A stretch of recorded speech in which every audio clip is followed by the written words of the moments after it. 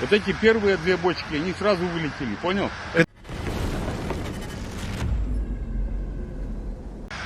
Вот эти первые две бочки. Last night, a Russian fuel train derailed and caught fire in Perm. At least 9 tanker cars caught fire, burning for most of the night and heavily damaging a half-kilometer of railway track. According to Russian media, which are trying to downplay the incident, 2 gas tanks caught fire on a railway line between the Perm region and the Sverdlovsk region. This was reported by the press service of the Sverdlovsk Railway. On the Shamari cordon stage, 2 tank cars caught fire in the rear of the freight train, the Russian railways clarified. The incident occurred at 1747 local time on the Perm, Kuzino double-track electrified section. 2 firefighting trains were sent to the scene to eliminate the fire. Train traffic on the route has been temporarily suspended. The Russian railways warned about possible delays of passenger trains. The Ural Transport Prosecutor's Office has launched an investigation into the incident. On November 17th, in Mytishchi near Moscow, a fire broke out inside a warehouse on an area of 800 square meters. According to the Ministry of Emergency Situations, there were no casualties as a result of the incident. Currently, about 40 specialists and 13 pieces of equipment are liquidating the fire. Drone pilots from Ukraine's 63rd Mechanized Brigade have spectacularly destroyed a Russian ground robotic platform transporting ammunition. Ground robots aren't just a future concept. In Ukraine, they're real, rolling into dangerous zones on the front lines. The moment a Shahed struck a store in Kharkiv.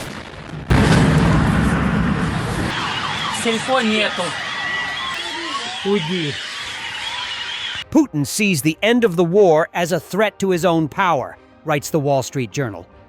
According to U.S. intelligence, the Kremlin cannot explain to Russians the enormous losses and expenses, so it is trying to prolong the war for as long as possible. Any negotiations are a risk for Putin. Economist Anders Ostlund argues that Russia is no longer trying to win. A long war benefits it. If the war ends, 2 million veterans, including convicts and mobilized prisoners promised freedom, will return home. And all of them will ask one question: what was this for? The Kremlin has no convincing answer. Historian Mark Galeotti adds that Putin is trapped between fear and uncertainty, and Trump's proposed peace initiatives only increase the pressure on him. Putin ignored a well-known rule: don't start a war you cannot win. The Kremlin may try to claim victory by occupying one Ukrainian region or another, but that won't be enough. The so-called goals of the special military operation, denazification, demilitarization, and preventing Ukraine from joining NATO, are simply unachievable, and the Kremlin certainly knows it. Horrific footage coming out of Ternopil after the Russian strike on 19th November. The National Police has released the first videos from the scene, showing the scale of the destruction. The attack killed 26 people, including 3 children, and left 93 wounded. 20 people are still missing. Who would have imagined that Europe in the 21st century would face relentless terrorist-style attacks on its cities? Yet that is exactly what Russia has brought to Ukraine.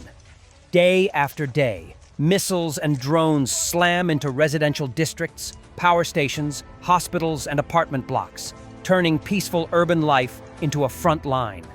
The continent that once believed such brutality belonged to history is now watching a modern European nation endure constant strikes designed to terrorize civilians and break a society.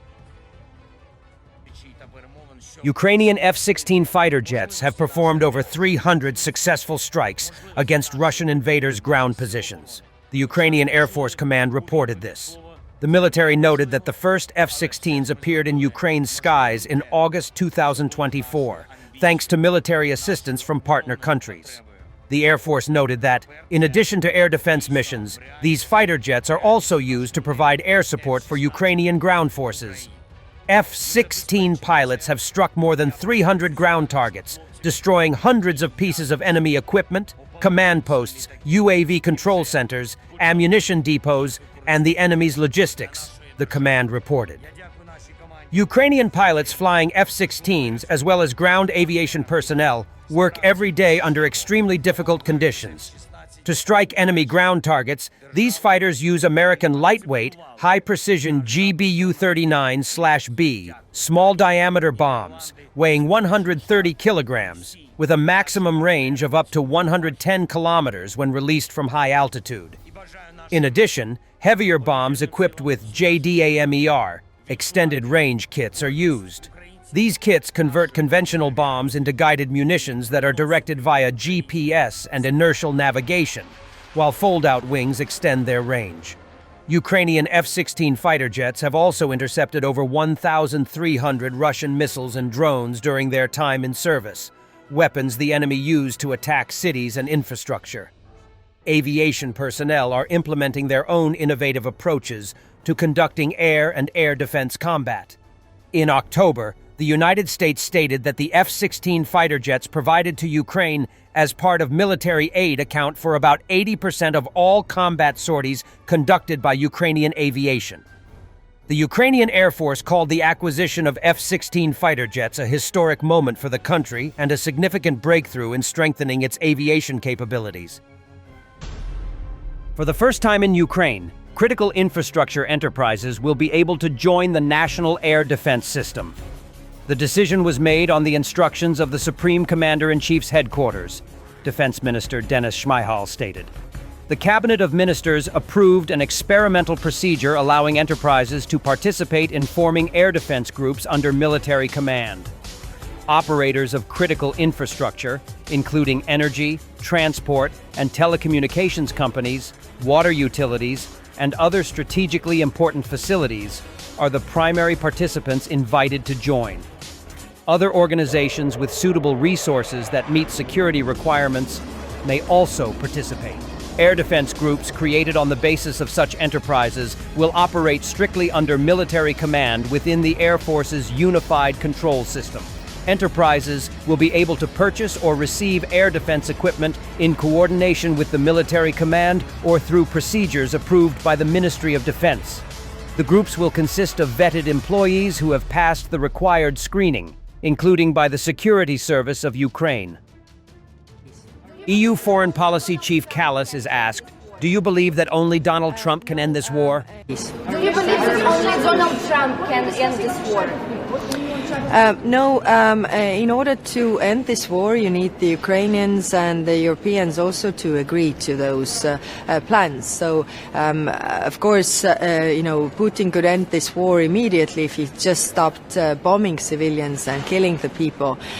But we haven't seen any concessions on the Russian side. We welcome all the meaningful efforts to end this war, but like we have said before, it has to be just and lasting. That also means that the Ukrainians, but also Europeans, agree to this.